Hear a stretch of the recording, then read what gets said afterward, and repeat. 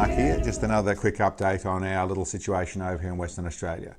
We've got our election that's just run by. We've got the upcoming gun regulations that are about to come into place. We've got pushback against that. All sorts of bits and pieces. The election didn't go well for our side of the picture anyway.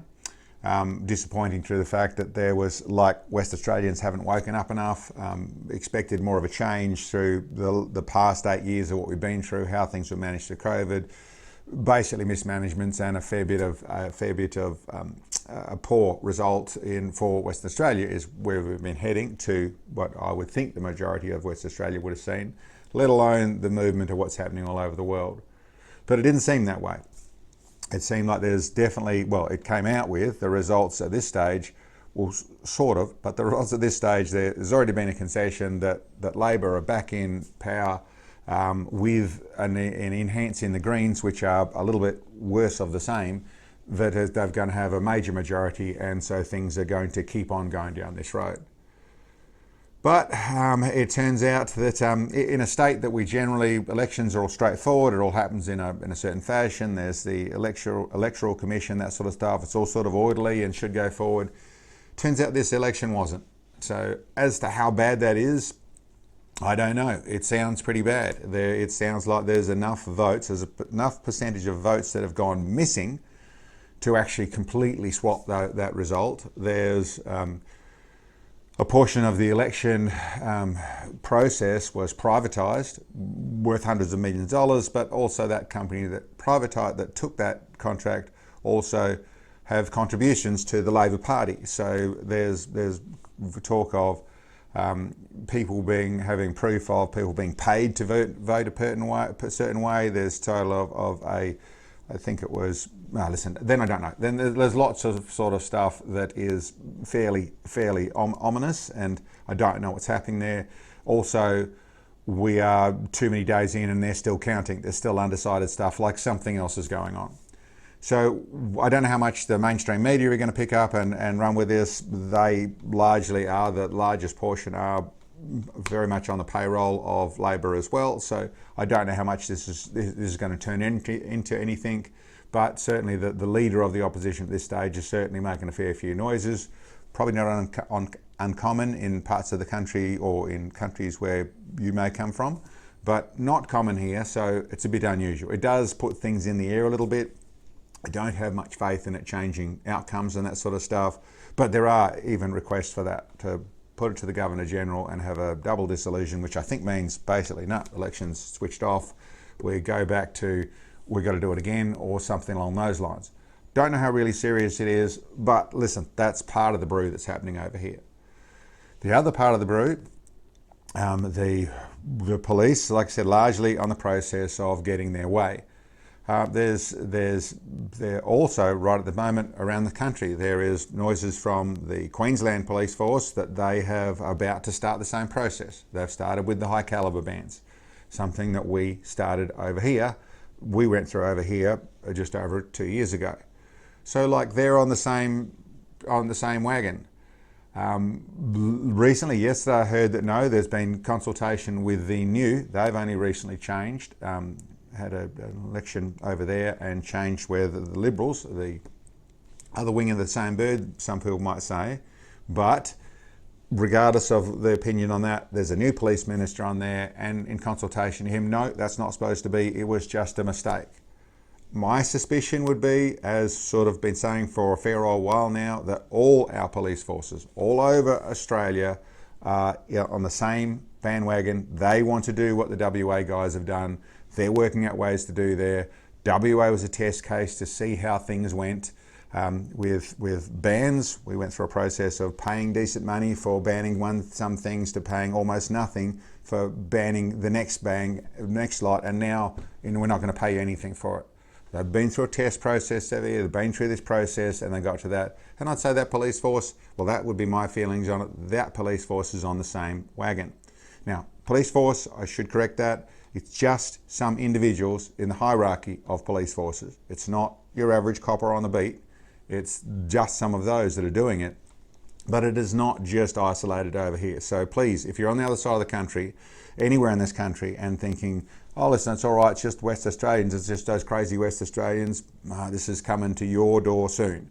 So be aware of that. That over there, the police minister said, no, and going to bring it all back in line. So we'll see how that shapes up. There's also, I've heard rumours of the South Australian guys, and there's some stuff going on in Tasmania as well. What we have been informed of is there has been meetings over the last few years from all the police forces on this sort of path, so beware. Anyway, beyond that point, well, I suppose that also says that if there is a pushback, and that moves into that side over here. I mentioned last video that there was Kate, or Lady Liberty, who was doing raising funds to go and get some legal advice. Well, it's more than just, she's engaged some people, which is a King's Counsel and some other lawyers, to research into the Act to see where they can, where there's weak spots, or where it can be contested, where it can be fought, that side of things. Now that's research. That's always going to cost thousands and thousands of dollars. I think she's doing very well on the at this stage, at least, on the fundraising to do that side of things, so they should have the money to do that thoroughly, and maybe that money turns into something else beyond that point. If there is something to challenge, if there is a class action, if there is something that can be got out of this, then I'm sure those funds will turn into being able to go down that in some form or other. Kate certainly has, and I suppose that's where I want to talk about. There has been some blowback, or some, listen, I don't know if it's petty or it's genuine or whatever it is, there's been some of the gun organisations, that also the local West Australian, our media over here, that have pointed the bone at, are trying to sort of attack her a little bit. Now, I suppose there's a degree of course that's going to happen from the media side of things. They are largely paid for by the people who, they're very much in cahoots on that side of things, so they very much have caused a bit of that sort of problem. We have had the police minister using the West Australian paper over here to do a lot of the things that were against the shooting community. And if you don't know what those things are, then there's stage stuff where the bunker guy that people all know about, this bad guy at a secret bunker, that wasn't the case at all. Yes, there was a cellar in his house that he converted, and he was getting approval from the local council. So very much put forward in a fashion, a setup by the police, well, and by whoever it was exactly in that department, whether it was the minister or it was the guys in the police force, but definitely much a setup and destroying a man's life to do what they wanted to do. There was where once again all addresses, or not addresses, but a map showing direct pinpoints of where firearm licence owners were, that was released in the West Australian. Things that you would think are sackable, big time, against the law sort of processes. This stuff has happened by those same people. So, and it put forward with the West Australian newspaper. So, okay, there against Kate, there's a shock. Some of our shooting groups have, and then I don't know how much that's ego. I don't know how much they're under pressure and feel like, they put a lot of effort in and didn't get much of a result. And she's earning money at this moment, or the fund is, and she's getting notoriety. So maybe there's a little bit of, I don't know, on that sort of stuff. My comment is, what Kate's taken on is a very big thing. She's a young lady, and I'm certain is going to need support. And that's not just the financial support. The lawyers will consume that fast enough. In the fashion of trying to make the right decisions from that, trying to have more advice than just a small group of lawyers' opinion to have a group to advice from there and help with direction from there. I would love to see that even those same groups that have sort of lashed out a little bit, I'm trying to say I understand their thoughts a little bit on it, in the fashion of they feel a little pressured, and maybe they were thinking that things in a different fashion rather than stopping and listening to what Kate said. She said thoroughly, it is about seeking advice on what to do. So it's not about fighting for your gun that's getting stolen from this. It is about trying to find a way that can happen, and your actual fight, if it's involved with the class action, may come under the umbrella, but probably won't in the fashion of it'll need to be an independent thing, an individual thing. Don't know. That's too big a story to even go into and answer at this moment. Being part of trying to hold the government and the police force to account is the thing that I take from what Kate's up to, and that I find very, very valuable. That is definitely worth, from wherever you are, putting some support towards. But our shooting in community, our shooting groups, I would be hoping you extend an olive branch to, if you can help. We say all the time in our community that we're full of all sorts of life. And I know we are. I shoot with doctors. I shoot with people in the legal side of things. I shoot with people in the PR side of things. I shoot with people in government side of things. And all walks of life. And that's from the young to the old, to the in the wheelchairs, to the, you name it. Our community is diverse. Amongst that community, we have smart people that have smart ways of figuring things out, that are involved in situations that surely can help. So I would suggest everyone should be paying attention to what's going on. And I would ask that the shooting groups extend that olive branch to what Kate's up to. If nothing more than, we're here if you need us to. You don't need to take responsibility for what you're doing, but we should all be working together.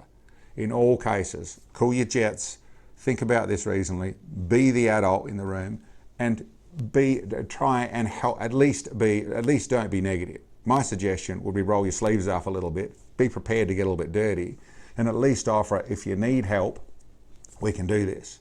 If there's other groups that are doing that sort of thing and taking on, and the most important thing I can see of our way forward, the absolute most important thing, is trying to get accountability to the decisions that are being made by our police force and by our government.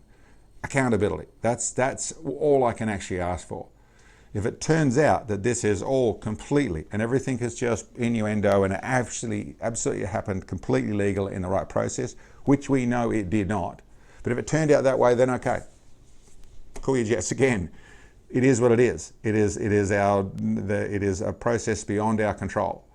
But if we do not ask, and this is, I suppose, one of the things that I would say on that front is, in 3 years' time, where probably things will be very, very different if they keep going this direction. But let's say 5 years' time or even 10 years' time, and all the guns are gone. Or we still have them because we did this, because we got there, enough people fought for it. If you weren't one of the people that put you back into it, if you weren't one of the people that risked a little to try and do a little better, or to try and get this in the right place, how are you going to feel about that?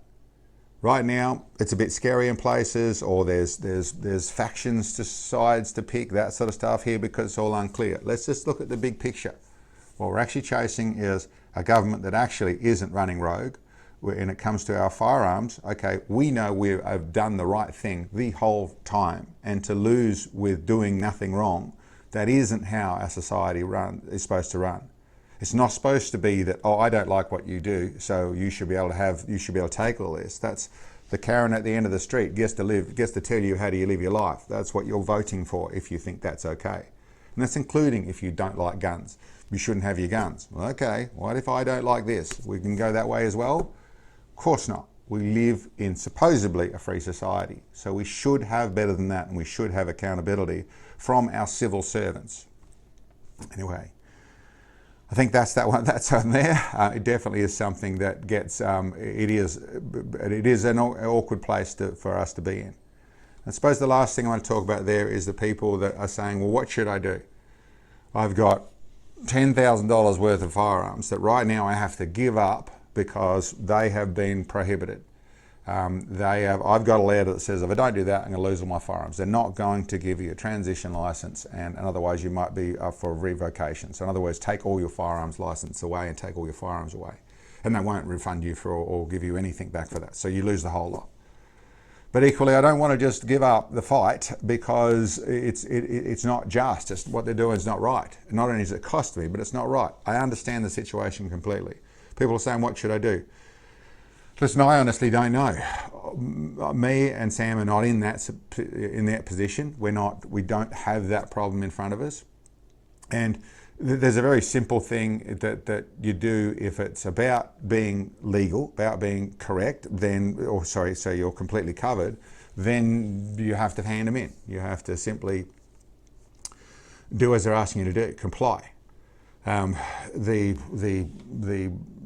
the whole heap of the world would say, well, do not comply. Mass, don't comply.